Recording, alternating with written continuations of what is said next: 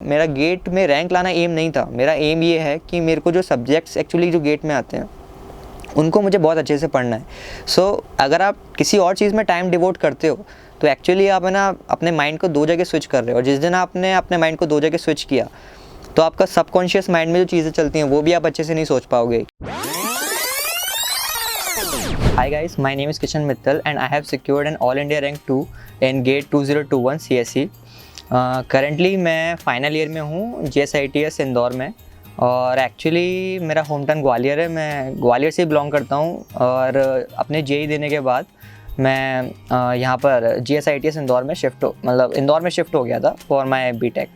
And in BTech में after 2 years means in third year मैंने actually गेटेड झील ज्वाइन करी थी। And from there I am currently गेटेड झील फॉर 2 years, और अभी मैं फाइनल ईयर में हूँ। मतलब करेंटली मैं फाइनल ईयर में स्टडी कर रहा हूँ।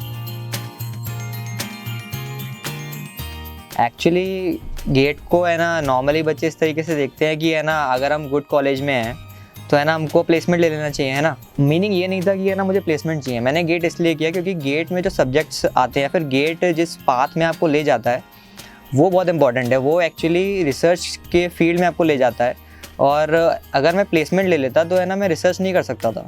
सो that's why I have chosen GATE. और गेट को चूज़ करने के मेरे पास बहुत रीजंस है। Like in the first 2 years I am actually doing all my coding part, और मैंने कॉम्पिटिटिव कोडिंग ही करी थी पहले 2 साल, और उसके बाद मतलब 2 साल के बाद मैंने गेटेड झील ज्वाइन करी थी क्योंकि मुझे गेट परस्यू करना था।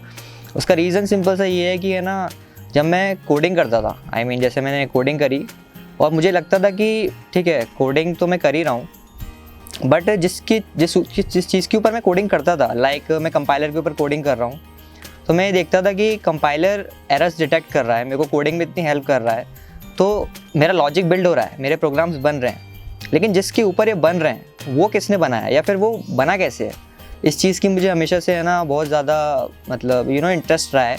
जैसे कंपाइलर के ऊपर अपन कोड करते हैं तो कंपाइलर एरर्स डिटेक्ट क्यों कर रहा है।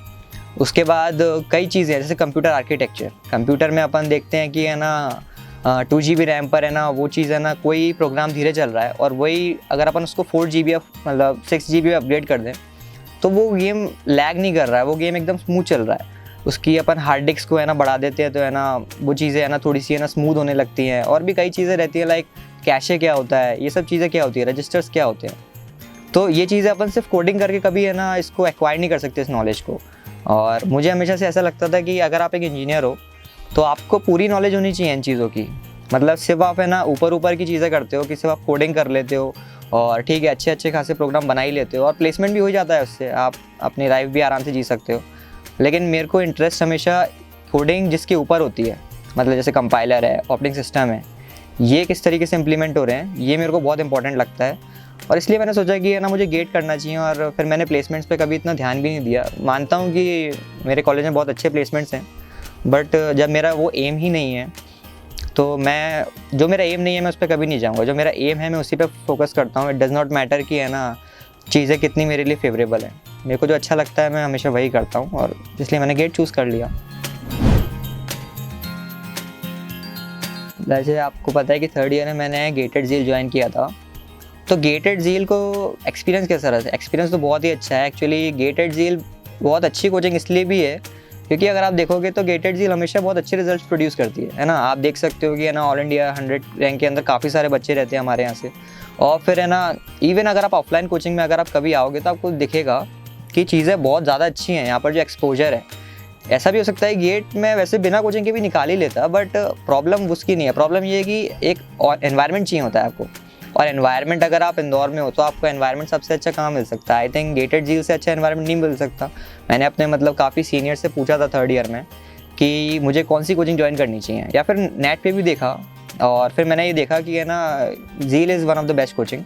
मैम जितना अच्छा पढ़ा देती हैं किसी चीज़ को वो बहुत ज़्यादा ही अच्छा है। क्योंकि एक्चुअली मैं इंग्लिश में थोड़ा वीक हूँ, और है ना आपको लेक्चर्स ऑनलाइन मिल जाएंगे काफ़ी अच्छे, बट वो इंग्लिश में मिलेंगे, और अगर कोई वही चीज़ वही कंटेंट मुझे हिंदी में मिल रहा है तो मैं ऑब्वियसली हिंदी में ही प्रेफर करूँगा, उसको इंग्लिश में कभी नहीं करूँगा। एंड दैट्स वाई मैंने झील ज्वाइन भी करी, और एक्सपीरियंस तो मेरा काफ़ी अच्छा रहा क्योंकि यहाँ पर एक्सपोजर बहुत है। यहाँ पर आपको कॉम्पिटिटिवनेस बहुत ज़्यादा मिलेगी, हमेशा आपको पुश किया जाएगा इवन अगर आप पढ़ाई कम भी कर रहे हो तो भी है माहौल ऐसा है कि आपको अच्छा लगेगा पढ़ाई ज़्यादा करने में, कॉम्पिटिटिवनेस इतनी ज़्यादा है कि है ना बहुत अच्छा लगता है मतलब पढ़ने में। दैट्स वाई आई गेट का एक्सपीरियंस बहुत अच्छा रहा मेरा झील में। फीचर की सबसे अच्छी बात तो मैं नॉर्मल सी बात है कि है ना मुझे क्वालिटी कंटेंट हिंदी में मिल रहा है, और यही फीचर है जो मुझे एक्चुअली मैं गेटेड झील चूज़ करने के लिए मजबूर किया। I mean one of the soul reason कि मैंने गेटेड झील ज्वाइन किया इट इज़ ओनली बिकॉज क्योंकि है ना मुझे वही क्वालिटी कंटेंट जो मुझे इंग्लिश में मिल रहा है वही मेरे को हिंदी में मिल रहा है यहाँ पे, इसलिए मैंने है ना झील ज्वाइन करी थी। टेस्ट सीरीज़ की जैसे अपन अगर बात करें तो आप देखोगे कि गेटेड झील की टेस्ट सीरीज़ और बाकी टेस्ट सीरीज़ से थोड़ी कठिन रहती है। तो अब आप ये भी कह सकते हो कि यार ज़्यादा कठिन रहती है तो हम इसको ज्वाइन क्यों करें, लेकिन मेरा मानना ये है कि उन्होंने जो टेस्ट सीरीज़ बनाई है ना वो बहुत टू द पॉइंट है। अगर आप उनकी टेस्ट सीरीज़ को देखोगे वो कठिन है, वो कठिन इसलिए क्योंकि उसमें कॉन्सेप्ट्स बहुत ज़्यादा यूज़ होते हैं। वो कठिन इसलिए नहीं है क्योंकि है ना क्वेश्चंस बहुत लेंदी हैं या फिर क्वेश्चन बहुत आउट ऑफ सिलेबस है। वो कठिन इस मीन्स पे है कि वो कॉन्सेप्ट्स आपके बहुत ज़्यादा डीप में पूछते हैं। और ठीक है, आप है ना अगर गेट सिर्फ इसलिए पढ़ते हो क्योंकि है ना आपको एग्ज़ाम निकालना है तो वो सही नहीं है। आपकी knowledge on the basis of subject check होनी चाहिए कि आपके मतलब नॉलेज कितनी ज़्यादा है, आपके कॉन्सेप्ट कितने स्ट्रॉन्ग हैं। और वो मुझे लगता है कि गेटेड झील की टेस्ट सीरीज़ बहुत अच्छे से टेस्ट करती है, तो इसलिए मैं उसको कठिन नहीं बोलूँगा। वो टेस्ट सीरीज़ एक्चुअली बहुत कॉन्सेप्चुअल है। आप क्वेश्चन उसके देखना, बहुत अच्छे क्वेश्चन हैं। और इवन आप देख सकते हैं कई सारे क्वेश्चन है ना गेटेड झील की टेस्ट सीरीज़ में रिपीट हो जाते हैं गेट में, क्योंकि उनके जो क्वेश्चन रहते हैं वो बहुत ज़्यादा गेट ओरिएंटेड रहते हैं। आपके जो बिल्कुल गेट के जो मतलब जैसे आईटी के प्रोफेसर जिस तरीके से वो क्वेश्चन सोचते हैं, आई थिंक इनके क्वेश्चंस भी कुछ इस तरीके से ही रहते हैं कि वो आपके कॉन्सेप्ट्स को बहुत ज़्यादा डीप में चेक करते हैं। So I think test series was very good. Actually अगर आप गेटेड झील की बात करें तो यहाँ पर एक मटेरियल मिलता है, हार्ड कॉपी मटेरियल, जो कि सबसे अच्छा है। आई मीन सबसे अच्छी चीज़ एक चीज़ हिंदी में लेक्चर के बाद ये भी है कि है ना यहाँ पर एक मटेरियल मिलता है, और वो मटेरियल बहुत इंपॉर्टेंट है। देखो, आप किसी चीज़ को पढ़ते हो तो है ना अगर आप अपनी नॉलेज टेस्ट नहीं कर रहे हो कि आप कितना अच्छा परफॉर्म कर रहे हो या फिर आप क्या उस चीज़ से रिलेटेड जो क्वेश्चंस बनते हैं उनका आप आंसर कर सकते हो कि नहीं, तो फिर वो बेकार हो जाती है वो नॉलेज। आई मीन सिर्फ पढ़ते रहोगे तो वो काम नहीं बनेगा। आपको उसको टेस्ट भी करना होगा कि वो किस तरीके से आप एक्चुअली परफॉर्म कर रहे हो कि नहीं। और अगर आप जैसे कि गेटेड झील के मॉड्यूल देखोगे तो वो मॉड्यूल्स काफ़ी अच्छी है। आई मीन उसमें काफ़ी इनफ क्वेश्चंस रहते हैं। इवन अगर आप उन मॉड्यूल्स को करके चले जाओ ना तो मुझे लगता है कि है ना आपसे हर एक क्वेश्चन बन सकता है, जो कि है ना एक्चुअली जो पेपर में आता है। एटलीस्ट एक्चुअली मैं पेपर पे इतना ध्यान नहीं देता हूँ कि पेपर के मतलब गेट का पेपर, मैं ये चेक करता हूँ कि मैंने जो पढ़ाई करी है वो नॉलेज मेरी अच्छे से टेस्ट हो रही है कि नहीं। तो इसलिए मुझे वो झील की जो मॉड्यूल है वो बहुत अच्छी लगती है, क्योंकि उसमें हर एक पार्ट से आपसे क्वेश्चन पूछा जाता है। ऐसा नहीं है कि है ना आपसे थोड़े से क्वेश्चन पूछ लिए थोड़े इंपॉर्टेंट पार्ट से तो आपका हो जाता है। वैसे आप गेट निकालने की बात करोगे तो आप है ना जैसे डिस्क्रीट में आप सिंपल है ना इंपॉर्टेंट पार्ट पढ़ लो ग्राफ थ्योरी का और बाकी का छोड़ दो तो भी मेरे ख्याल से है ना आपके फुल मार्क्स आ सकते हैं। It's not a very big task. लेकिन अगर आप डिस्क्रीट पढ़ना चाहोगे तो उसमें बहुत सारे टॉपिक्स हैं, सेट्स एंड रिलेशंस है, उसके बाद ये ग्राफ थ्योरी आती है, फिर प्रोपोर्शन लॉजिक आता है। तो वो सारी नॉलेज टेस्ट होनी चाहिए और उस मॉड्यूल में आपको सारे हर टाइप के क्वेश्चन मिल जाएंगे।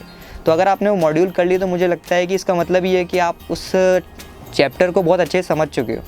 And that's the very important thing कि जो मुझे है ना उस मॉड्यूल की बहुत अच्छी लगती है। और जहाँ तक लेक्चर की बात है तो लेक्चर तो बहुत ही ज़्यादा अच्छे हैं, क्योंकि मैं एक्चुअली कॉन्सेप्ट्स पे बहुत ध्यान देता हूँ। जब तक मेरे किसी चीज़ के कॉन्सेप्ट अच्छे नहीं होते हैं मुझे इतना अच्छा फील ही नहीं होता अंदर से। इसलिए है ना अगर आप सही में बताऊँ तो मैंने एटलीस्ट 2 बार तो है ना मैम के हर चैप्टर के वीडियोज़ देखे ही हैं, और किसी के तो 3 या 4 बार भी देखे हैं। जैसे नेटवर्क्स हो गया, नेटवर्क्स मेरा बहुत वीक था, तो अब बजाय इसके कि मैं नेटवर्क्स पे हज़ार क्वेश्चन लगाऊं, मैं इस बात को प्रेफर करता था कि है ना आप मैम के लेक्चर बार फिर से देख लो, क्योंकि मैम के लेक्चर्स में बहुत ज़्यादा कॉन्सेप्ट्स हैं। और है ना आप मैम के लेक्चर देखोगे तो I think it is more than enough. आप है ना इवन आपको शायद बुक्स वगैरह पढ़ने की भी ज़रूरत नहीं है, वैसे पढ़ना चाहिए, बट अगर आप लेक्चर देख लोगे मैम के तो बिल्कुल वो बुक ओरिएंटेड ही रहते हैं। आई मीन बुक में जो आपको दिया है वो चीज़ आपको सिंपल करके है ना वीडियो लेक्चर में मिल जाएगी, और इसलिए मुझे लेक्चर्स ही बहुत अच्छे लगते हैं। वो हिंदी में भी और इतना अच्छा कंटेंट भी है। हाँ, पैंडेमिक में सबसे ज़्यादा प्रॉब्लम्स हो गई थी, क्योंकि आप जैसे पैंडेमिक में क्या था कि है ना जैसे ठीक है ऐसा मैं बोलूँगा कि मैं अपने दोस्तों से पूछता था तो काफ़ी सारी कोचिंग्स पैंडेमिक में अच्छा परफॉर्म नहीं कर पाई, क्योंकि वो सर्विस नहीं दे पा रही थी। और ये बात मुझे झील की बहुत अच्छी लगी कि पैंडेमिक में भी है ना हमें फुल सपोर्ट मिला है। आई मीन जब पैंडेमिक आया था तो है ना उन्होंने ऑनलाइन क्लासेस अरेंज करी, और जब भी है ना हमारे पास एक कम्युनिटी थी जिसमें हम क्वेश्चंस डिस्कस करते थे, तो वो कम्युनिटी इतनी हेल्पफुल थी क्योंकि वहाँ पर सारे बच्चे डिस्कस करते थे डाउट्स। और जब भी डाउट्स मतलब मान लो कि है ना कोई डाउट मुझे नहीं आया या फिर कोई डाउट हम लोग नहीं सॉल्व कर पाए, हमारी जो स्टूडेंट्स की कम्युनिटी है, तो फिर है ना हमारे पास गेटेड झील के स्टाफ थे, मतलब सपोर्ट स्टाफ था, वो है ना हमेशा हमारी उन क्वेरीज़ को वहाँ पर सॉल्व कर देता था। So I am very satisfied with the staff also, because ठीक है आपको ऊपर ऊपर की चीज़ें दिखती है कि ना मैम लेक्चर ले रही है, लेकिन उसके बाद जो डाउट्स आते हैं उनको सॉल्व करना ही बहुत इंपॉर्टेंट है। और इसका जो ये था जो है ना वो स्टाफ ने बहुत अच्छे से है ना हैंडल किया है ये क्वेश्चंस, ऑल दीज थिंग्स। यहाँ तक सपोर्ट की बात की जाए तो देखो, एक समय ऐसा भी आता है कभी कभी कि है ना आपको लगेगा कि है ना क्या आप गेट कर रहे हैं तो आप एकदम सही भी कर रहे हो, क्योंकि एक्चुअली क्या हुआ था ना कि है ना मेरे दोनों रूममेट जो थे वो बहुत ज़्यादा प्लेसमेंट ओरिएंटेड थे। इवन मेरा जो कॉलेज है वो बहुत ज़्यादा ही प्लेसमेंट ओरिएंटेड है। और आप अगर आप जान के हैरान होंगे कि शायद मेरे संग आई थिंक सिर्फ एक ही मेरा दोस्त था जो कि है ना गेट की प्रिपरेशन कर रहा था फ्रॉम दैट कॉलेज। सो एक समय पे आपको ऐसा लगेगा कि है ना यार कि आप सही भी कर रहे हो क्या गेट लेके, आपको ऑलरेडी 20+ LPA के प्लेसमेंट्स मिल रहे हैं कॉलेज में, तो क्या ये गेट देना सही भी है। और इस बात पे मैं बहुत ज़्यादा एम्बिगस रहता था, लेकिन फिर मैंने ये चीज़ें डिस्कस करी अपने स्टाफ से और है ना मैम से डिस्कस करी, और उन्होंने समझाया कि है ना आप इन सब चीज़ों पे टेंशन मत लो, ठीक है जो गेट मतलब ठीक है प्लेसमेंट हो रहा है होने दो। उन्होंने मेरे को बिल्कुल गाइड किया कि है ना यस आप है ना आपकी स्ट्रैटेजी बहुत अच्छी है और है ना आप गेट पे फोकस करो। सो ये जो सपोर्ट होता है ना ये भी मुझे बहुत अच्छा लगा कि है ना एटलीस्ट कोई तो है जो है ना मेरे को बैक कर रहा है। इवन मेरे कॉलेज वालों में से मेरे को ज़्यादा बैकिंग मिली नहीं कि है ना उन्होंने मेरे फ्रेंड्स ने ये बोला था कि है ना यार प्लेसमेंट ले लो उसके बाद गेट का देखते रहना, बट मेरे को है ना झील ने बहुत सपोर्ट किया कि नहीं जो तुम कर रहे हो वो सही कर रहे हो। और है ना वो जो सपोर्ट था उसने मेरे को हमेशा इस बात पे अडिग रहा मैं कि है ना गेट ही देना है मुझे, और गेट ही मेरी मतलब मेरा जो पाथ है वो गेट ही है। आई एम नॉट मतलब मैं इंटरेस्टेड भी नहीं था कभी प्लेसमेंट पे, और इस चीज़ को सपोर्ट भी किया गेट ने, झील ने, तो आई am very satisfied with support also. Strategy की बात करें तो है ना स्ट्रैटेजी सबसे इम्पॉर्टेंट होती है कि स्ट्रैटेजी क्या होनी चाहिए। मेरी स्ट्रैटेजी इस तरीके से थी कि है ना जैसे कि है ना सबसे पहले मैंने फर्स्ट और सेकंड ईयर में तो है ना प्रॉब्लम सॉल्विंग अपनी अच्छी करी थी। फर्स्ट और सेकंड ईयर से ही मैं है ना थोड़ी बहुत कोडिंग करता ही रहता था और उसने मुझे बहुत ज़्यादा हेल्प करी है। जैसे कि फर्स्ट ईयर और सेकंड ईयर मैंने कॉम्पिटिटिव प्रोग्रामिंग करी थी। Even I have also gone for ACM ICPC regionalist, and also है ना मैंने कोडशेफ के कुछ कॉम्पिटिशन्स मतलब जीते भी हैं छोटे मोटे मतलब कॉलेज लेवल पे। सो प्रिपरेशन स्ट्रेटजी मेरी इस तरीके से थी कि है ना फर्स्ट सेकंड ईयर में मैंने है ना अपनी प्रॉब्लम सॉल्विंग स्किल्स पे बहुत ध्यान दिया, और उसके बाद थर्ड ईयर में मैंने ऐसा किया था कि है ना सिर्फ मैं मैम के लेक्चर्स देखता था।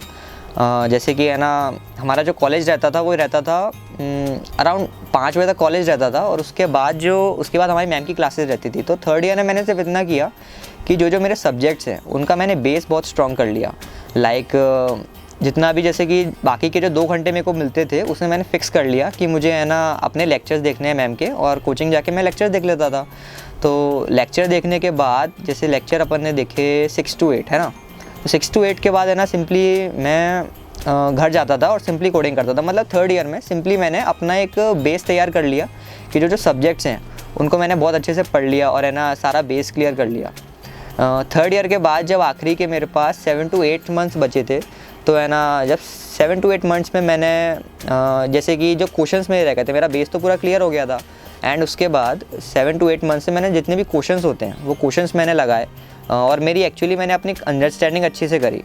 जब मेरा लेक्चर दिख रहा था तो मैं बहुत ज़्यादा कम क्वेश्चन लगाता था, शायद बहुत थोड़े बहुत, लेकिन आखिरी के 6-7 मंथ्स पे उसके बाद मैंने ये देखा कि है ना अब मुझे मतलब मैं पहले कोडिंग भी करता था और उसके बाद मैंने 6-7 मंथ जो आखिरी के बचे थे उसमें सोचा कि अब मुझे कोडिंग छोड़नी पड़ेगी, और उसके बाद फिर मैंने एक्चुअली में रिग्रेस थोड़ी गेट की पढ़ाई चालू कर दी। फिर पूरा दिन मैं गेट को ही देता था, और है ना पूरा दिन मतलब एक्चुअली पढ़ाई तो मैंने हमेशा से लगभग 3 या 4 घंटे ही करी अपने पूरी लाइफ में। मतलब एक दिन में इससे ज़्यादा मैं कभी पढ़ता ही नहीं था, एंड उन 3-4 घंटे को भी मैंने मतलब पूरा गेट को डिवोट कर दिया था। तो उन 3-4 घंटे में मतलब आखिरी के 6-7 मंथ्स में मैं सिर्फ है ना क्वेश्चंस प्रैक्टिस करता था, और है ना अपने नोट्स तो मैंने पूरे बना लिए थे। तो नोट्स बनाने के बाद उनको रिवाइज़ करता था और सिंपली है ना क्वेश्चन लगा लेता था। तो है ना इसमें अगर आप इस स्ट्रैटेजी को अगर आप फॉलो करोगे तो आपको समझ में आएगा कि है ना चीज़ें कितनी आसान है। आई मीन आपकी है ना प्रॉब्लम सॉल्विंग स्किल्स भी अच्छी हो चुकी हैं इस समय, आपका बेस भी काफ़ी अच्छा हो चुका है, मतलब अंडरस्टैंडिंग कॉन्सेप्ट्स, और है ना आप इवन क्वेश्चंस भी लगा रहे हो।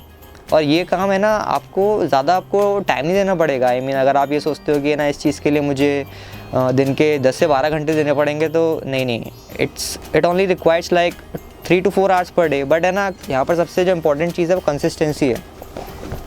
अगर आप कंसिस्टेंट नहीं हो ना, तो फिर आपको है ना, जैसे मैंने कई और जगह देखा है, तो वो लोग बोलते हैं कि लाइक आपको शायद 10 से 12 घंटे देना पड़ेगा आखिरी के 6 महीनों में, और है ना सब सोशल मीडिया और इन सब से कट ऑफ होना पड़ेगा। बट इसकी कोई ज़रूरत नहीं है, मैं आपको रियलिटी में बता रहा हूँ। आप सिर्फ 3 से 4 घंटे पढ़ो दिन में, लेकिन कंसिस्टेंट। और है ना कंसिस्टेंसी का मेरा मतलब है कि है ना अगर आप 3-4 घंटे दे रहे हो, तो ऐसा नहीं कि आपने है ना बीच में है ना 10 दिन का ब्रेक ले लिया, या फिर इवन 5 डेज़ का ब्रेक भी मैं रिकमेंड नहीं करता। एक आध दिन तो चलता है कि है ना ठीक है आप किसी पार्टी वार्टी में चले गए, आपका बर्थडे है, या फिर ठीक है कोई आपका क्वेश्चन आ गया, लेकिन 1 या 2 दिन से ज़्यादा आप कभी गैप मत देना, और कंसिस्टेंटली 3-4 घंटे दो, और आराम से रहो 6-7, और आखिरी के 6-7 महीने में आप सिंपली है ना मॉक टेस्ट और है ना सिंपली जो टेस्ट होते हैं, मतलब गेट के आप प्रैक्टिस टेस्ट दे सकते हैं, तो वो आप दोगे, एंड मेरे हिसाब से आराम से आप इस तरीके से गेट क्लियर कर सकते हो। तो है ना जर्नी मेरी यही रही कि है ना चीज़ों को बस सिंपल रखा जाए, और चीज़ों को सिंपल रख के भी अपन कंसिस्टेंट बने रहे, है ना।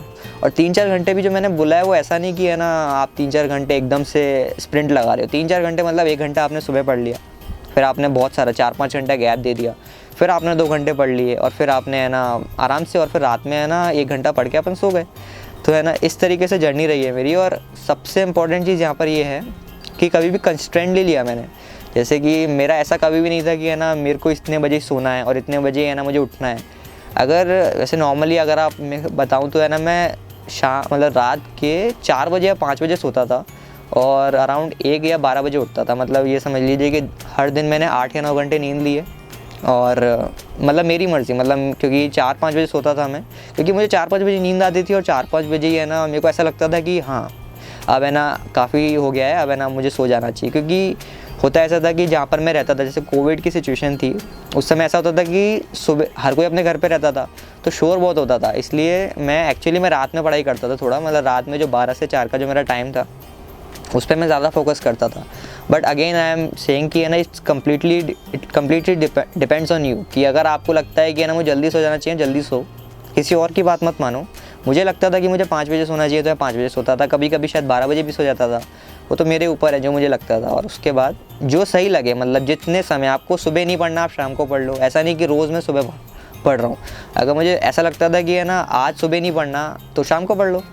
तो इस तरीके से मतलब बिना कंस्ट्रेंट के रोज़ 2-3-4 घंटे पढ़ के और कंसिस्टेंटली पढ़ते रहो, और आराम से आपका गेट तो क्लियर हो ही जाना है। लेकिन टास्क तो बहुत बड़े हैं उसके बाद, तो उसके लिए आपको ही प्रिपेयर होना है। अगर जूनियर्स की बात की जाए तो सबसे पहले तो मैं उनको ये बोलना चाहूँगा कि है ना अपना टारगेट फिक्स कर लो, कि है ना कभी भी है ना 2 चीज़ों पर कंसंट्रेट मत करना प्लीज़।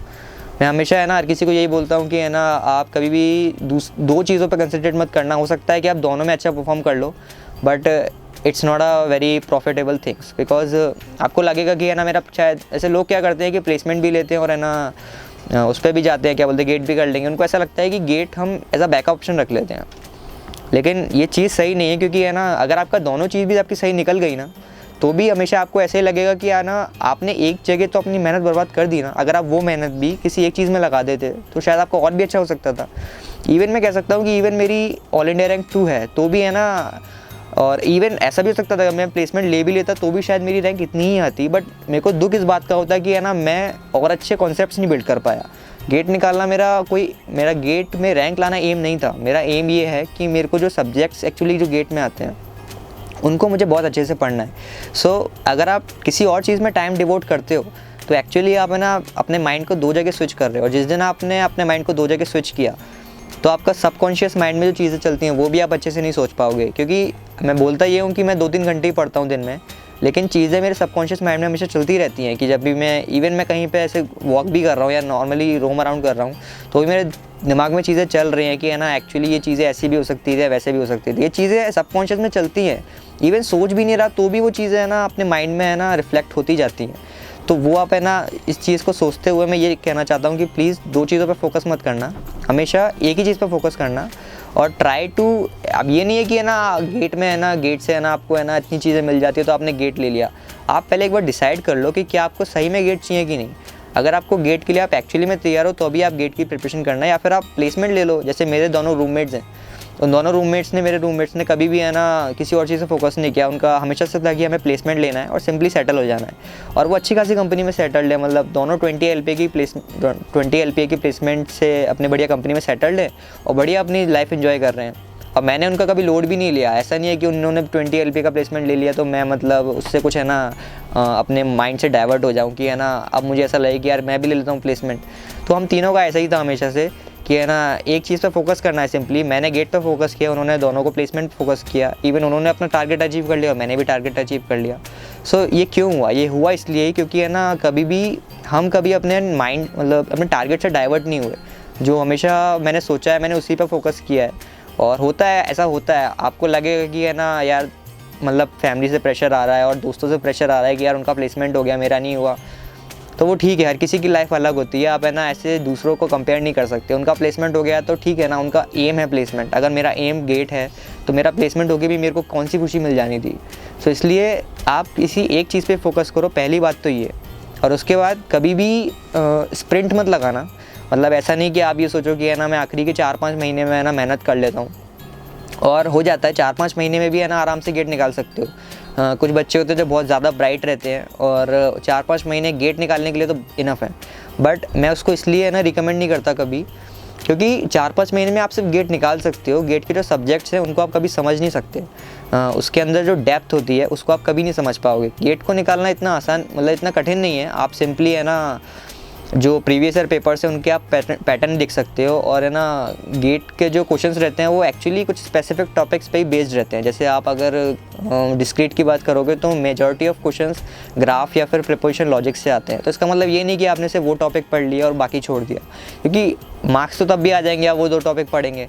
लेकिन उससे प्रॉब्लम ये होगी कि है ना आपको डिस्क्रीट मैथमेटिक्स कभी क्लियर नहीं होगा, और जब आप बाद में जाओगे एमटेक अपना करोगे या फिर आगे चीज़ों की प्रिपेयर करोगे आपको वही चीज़ें बहुत कठिन लगने लगेंगी, और फिर आप कहोगे कि है ना चीज़ें कितनी डिफ़िकल्ट हो गई हैं। चीज़ें डिफ़िकल्ट नहीं हुई हैं, एक्चुअली आपने है ना चीज़ों को गलत तरीके से देखा था और अब आप स्ट्रगल करोगे, क्योंकि है ना बाद में चीज़ें बहुत कठिन हो जानी है। आपको लगेगा कि है ना आपने जो गेट में पढ़ाई करी है वो तो कहीं से भी है ना इवन बेस भी नहीं है एमटेक में, क्योंकि वो बेस नहीं है, क्योंकि है ना आपने पढ़ाई गेट के लिए करी थी ना कि आपने एमटेक के लिए करी थी। अगर आप इस तरीके से पढ़ाई करोगे कि आपको सब्जेक्ट्स को एक्चुअली समझना है, उसमें एक्चुअली अंदर से क्या चीज़ें अगर आप समझोगे तो आपको बाद में भी इतने एफर्ट नहीं लगाने पड़ेंगे। अगर आप इस तरीके से करोगे तो हो सकता है कि बाद में आपको एमटेक ईयर्स में पूरा दिन अपना देना पड़े, क्या बोलते हैं, उनकी स्टडीज़ के लिए। बट अगर आप इस तरीके से प्रिपेयर करोगे तो आई थिंक एक अच्छा खासा हेड स्टार्ट रहेगा आपके पास, और आप कभी भी स्ट्रगल नहीं करोगे। आई मीन ऐसा भी हो सकता है कि सिर्फ आप 5-6 महीने में करते हो तो वो चीज़ें ऐसी हो जाएंगी कि आप सिर्फ शायद 2-3 महीने में भूल जाओगे उन चीज़ों के। लेकिन अगर आप उन चीज़ों को समझोगे तो आई थिंक मुझे ऐसा लगता है कि वो चीज़ें आपको शायद कई सालों तक याद रहेंगी। और मेरा तो यही मानना है कि अगर मैं किसी चीज़ में टाइम डिवोट करता हूँ तो मैं उस चीज़ को हमेशा अच्छे से ग्रैस्प करता हूँ, क्योंकि मैं नहीं चाहता कि वो मेरा टाइम वेस्ट हो जाए। मैंने प्लेसमेंट भी इसलिए नहीं लिया क्योंकि हो सकता है कि मेरा प्लेसमेंट हो जाता लेकिन मेरा टाइम तो वेस्ट हो जाता ना उतना। और अपने टाइम को मैं कभी वेस्ट नहीं करता हूँ, क्योंकि आप कहते हो कि है ना 7-8 घंटे आप खेला या फिर है ना आपने है ना कोई स्पोर्ट वगैरह देख लिया, तो वो टाइम वेस्ट नहीं है। टाइम वेस्ट एक्चुअली आपका ये है कि है ना आप गलत चीज़ में टाइम दे रहे हो, क्योंकि स्पोर्ट्स देखने से मेरे माइंड को स्ट्रेस नहीं हो रहा है। लेकिन पढ़ाई करने से मुझे स्ट्रेस होता था। ऑब्वियसली पढ़ाई करना ज़्यादा किसी को इतना पसंद नहीं होता है कि इतना करे, लेकिन स्पोर्ट्स अगर इन सब में टाइम वेस्ट नहीं बोल सकते उसे आप, वो चीज़ें माइंड को रिलैक्स करने के लिए होती हैं। सो मैं चाहता हूँ कि मैं ज़्यादा से ज़्यादा डिवोट अपनी हॉबीज़ को पूरे करने में लगाऊँ, ना कि है ना उन चीज़ों में जो कि शायद मुझे आगे कभी हेल्प भी ना करें। सो इसलिए मैं ये कहना चाहता हूँ जूनियर्स को कि प्लीज़ एक ही चीज़ पर फोकस रहें और कंसिस्टेंटली मेहनत करें। अगर आपने गेट के लिए अगर आप टाइम की बात करें तो मुझे लगता है कि एटलीस्ट आपको 10-11 मंथ्स तो देने ही चाहिए गेट के लिए, क्योंकि इट्स नॉट अबाउट कि आपको गेट निकालना है, आपको सब्जेक्ट को समझना है। और उसके लिए मुझे लगता है कि एक एवरेज बच्चे को 10-11 मंथ्स तो देने ही चाहिए। और आप सिंपली प्रिपेयर करो दिन के 3 से 4 घंटे, और आराम से आप है ना एटलीस्ट गेट जैसा एग्ज़ाम तो आप निकाल ही सकते हो। और कभी भी है ना दूसरी जगह मत जाना। अगर हो सकता है कि आपका दोस्त बहुत अच्छी कंपनी में प्लेस हो चुका है, जैसे कि मेरे दोस्त अगस्त में प्लेस हो गए थे, मैंने फिर अपने दोस्तों को कॉन्ग्रेचुलेट किया और बोला कि अच्छी बात है आपका प्लेसमेंट हो। और है ना हम हमेशा से कनेक्टेड थे, मतलब ऐसा नहीं है वो कभी मैं ना इस तरीके से मुझसे बात नहीं करते थे कि है ना यार कि तेरा तो प्लेसमेंट नहीं, मतलब इस तरीके से आपको थॉट आएगा ना कि यार हो सकता है कि अपने दोस्त अपने बारे में ऐसा सोचे कि यार इसका तो हो गया और उसका नहीं हुआ है। तो मेरे दोस्त भी बहुत सपोर्टिव थे कि है ना उन्होंने हमेशा मुझे ये बोला कि है ना कि हमें विश्वास है कि भाई तू निकाल लेगा। और है ना ऐसा ही हुआ ऑब्वियसली, क्योंकि एक सपोर्ट भी रहता है, सपोर्ट भी चाहिए होता है। मेरे फ्रेंड्स ने हमेशा मुझे सपोर्ट भी किया है। तो कभी भी है ना ये मत सोचना है कि है ना आपका प्लेसमेंट नहीं हुआ तो आप ये सोच रहे हो कि है ना मैं प्लेसमेंट ले लेता हूँ, छोटा मोटा ही ले लेता हूँ। तो इस तरीके की सोच मत रखना। आप हमेशा एक बड़े टारगेट को देखा करो। हो सकता मैंने कभी ये नहीं सोचा था कि मेरी रैंक इतनी अच्छी आएगी, बट मैंने ये ज़रूर सोचा था कि है ना मैं अपना फुल दूंगा, और दूंगा तो इतना दूंगा कि कभी मुझे रिग्रेट ना हो कि है ना काश मैंने इसकी जगह ये टाइम इसको डिवोट कर लेता। तो दैट्स वाई ये चीज़ें आपको लगेगा कि है ना शायद इतनी मैटर नहीं करती, लेकिन मुझे लगता है कि चीज़ें बहुत मैटर करती हैं कि आप किस तरीके से अपने टाइम को मैनेज करते हो। अगर आप 2 चीज़ों में टाइम दोगे तो हो सकता है कि आप आखिरी के दिन, पेपर के दिन, बिल्कुल हो सकता है कि आप है ना बॉटल कर जाओगे। हो सकता है कि उस दिन आप कहते हो कि उस दिन सिली मिस्टेक हो गई। सिली मिस्टेक्स नहीं है वो एक्चुअली में, वो आपकी इनसिक्योरिटी है जो कि आप है ना उसको आप सिली मिस्टेक बोलते हो। अगर आप एक ही चीज़ पर फोकस करोगे तो प्रेशर तो रहता है उस दिन कि आप सोचोगे कि हो सकता है कि उस दिन पेपर अच्छा ना जाए या ये ना हो, बट अगर आपने ईमानदारी से मेहनत करी है ना तो चीज़ें ज़्यादा गलत नहीं हो सकती। हो सकता है कि आप शायद ईयर 1 एक्सपेक्ट कर रहे हो और आपकी ईयर 400-500 आ जाए, तो है ना उसमें कोई अंतर नहीं है। कॉलेज तब भी सेम ही है, बस अंतर सिर्फ टैग का है। और अगर आप अच्छे से पढ़ाई करते हो और इवन आपका उस दिन पेपर बिगड़ भी जाता है तो भी आप किसी भी कॉलेज से, आई मीन इवन जो पीछे वाले कॉलेज होते हैं, आप सोचोगे कि है ना वो कॉलेज है ना कम, मतलब NITs और टॉप ट्रिपल IITs ख़राब, नहीं, वो सब सेम ही है। बस अंतर सिर्फ इतना है कि है ना उनका टैग नहीं है। और अपॉर्चुनिटीज़ दोनों जगह बिल्कुल बराबर हैं। अगर आपने सही में पढ़ाई करी है तो वहाँ से भी आप टॉप प्लेसमेंट निकाल ही लोगे या जो भी आपको आगे करना है। लेकिन अगर आप इस तरीके से पढ़ाई करते हो, गेट को एक्सप्लॉइट करना चाहते हो, आप है ना सिर्फ है ना उन पर्टिकुलर चीज़ों पर फोकस करते हो, तो मुझे लगता है कि इवन अगर आप ISC या फिर IIT बॉम्बे में भी होगे तो भी शायद है ना आप उतना अच्छा प्लेसमेंट ना निकाल पाओ जितना आप एक NIT से निकाल लेते अगर आप ईमानदारी से मेहनत करते। तो यही सब चीज़ें थी। और आखिर में मैं ये भी बोलना चाहूँगा, थैंक्स बोलना चाहूँगा जयश्री मैम को, क्योंकि यार जयश्री मैम ने मुझे बहुत, मतलब जयश्री मैम जो हमारी एजुकेटर थी, उन्होंने काफ़ी अच्छे वीडियोस बनाए हैं और है ना काफ़ी अच्छा पढ़ाया उन्होंने। सो सबसे बड़ा थैंक्स तो मैं जयश्री मैम को देना चाहूँगा। एंड सेकेंडली मैं ना राजेश सर को भी थैंक्स करना चाहूँगा, क्योंकि है ना at the time of Covid आप कह सकते हो कई सारी कोचिंग्स ने है ना सिर्फ मटेरियल दिया था, लेकिन उनके पास सेटअप ना होने के कारण उन्होंने आगे है ना अपनी कोचिंग कंटिन्यू नहीं करी। लेकिन ज़ील ने हमेशा है ना उस चीज़ को है ना एज अ अपॉर्चुनिटी उसको है ना लिया है, और है ना उन्होंने किसी ना किसी तरीके से ऑनलाइन क्लासेस भी है ना अवेलेबल कराई, और इवन जो भी ऑफलाइन में हमें जो भी चीज़ें मिलती थी वो सारी हमें ऑनलाइन में ही मिली हैं। And that is actually because of Rajesh sir, उन्होंने बहुत मेहनत करी। एंड मैं थैंक्स करना चाहूँगा अर्चित सर को एंड आशीष सर को एंड बसंत सर को, क्योंकि उन्होंने भी है ना मेरी बहुत हेल्प करी है। उन्होंने हमेशा मेरे जो डाउट्स होते हैं, लेक्चर्स तो आप देख लेते हो, लेकिन उसके बाद जो डाउट्स आते हैं उनको क्लियर करने के लिए भी आपको कोई चाहिए होता है, क्योंकि आप अपने आप से खुश हो सकता है कि आप मेजॉरिटी ऑफ डाउट में क्लियर कर लेता था ऑनलाइन साइट पे, बट है ना कुछ डाउट्स होते हैं जो कि आप शायद नहीं कर पाओ, आपको शायद ऑनलाइन भी ना मिले। सो उस वक्त पे मुझे है ना आशीष सर, अर्पित सर और बसंत सर ने बहुत हेल्प करी है। एंड मैं अपने फ्रेंड्स का भी हमेशा थैंक्स करना चाहूँगा। Thanks to my friend Hrithik, because Hrithik ने हमेशा बहुत हेल्प करी है मेरी। इवन फ्रेंड्स बहुत इंपॉर्टेंट होते हैं, क्योंकि कई बार ऐसा होता है कि आपका लो टाइम चल रहा होता है, हो सकता है कि आप किसी टेस्ट में रैंक नहीं आए, हो सकता है कि है ना कोई और प्रॉब्लम्स भी हो सकती हैं आपको, तो उस टाइम में है ना हमेशा मेरे दोस्तों ने हेल्प करी है, जिसमें I am specially thanking Hrithik, because उसने मेरी हमेशा हेल्प करी है। वो हमेशा मेरे लिए अवेलेबल रहता था, हर टेस्ट के बाद हम है ना चीज़ों को डिस्कस करते थे।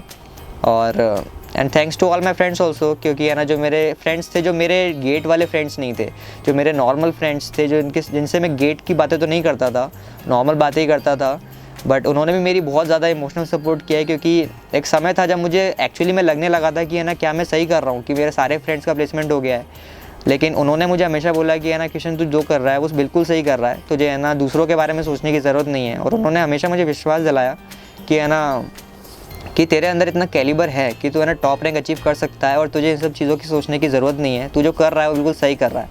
सो and special thanks to my friends also. And lastly, अगर आपको अभी भी लगता है कि आपके पास कोई डाउट्स हैं तो उसमें कोई टेंशन की बात नहीं है। अभी अपन है ना, अभी बाद में अपन एक लाइव इंटरेक्टिव सेशन भी रखेंगे जिसमें आपको जो भी क्वेरीज़ हैं आप वहाँ पूछ सकते हैं। सो है ना, इवन आप मतलब आगे अपन सेशन प्लान करेंगे जिसमें अपन है ना 1-to-1 इंटरेक्शन करेंगे, अपन लाइव सेशन इंटरेक्टिव सेशन रहेगा। सो आपको कोई दिक्कत हो, अगर डाउट्स आपके यहाँ रह गए, शायद हो सकता है कि मैंने कुछ बातें यहाँ पर क्लियर नहीं करी हूँ, तो अपन वहाँ कर लेंगे, तो उसमें कोई टेंशन की बात नहीं है। And see you soon, thank you.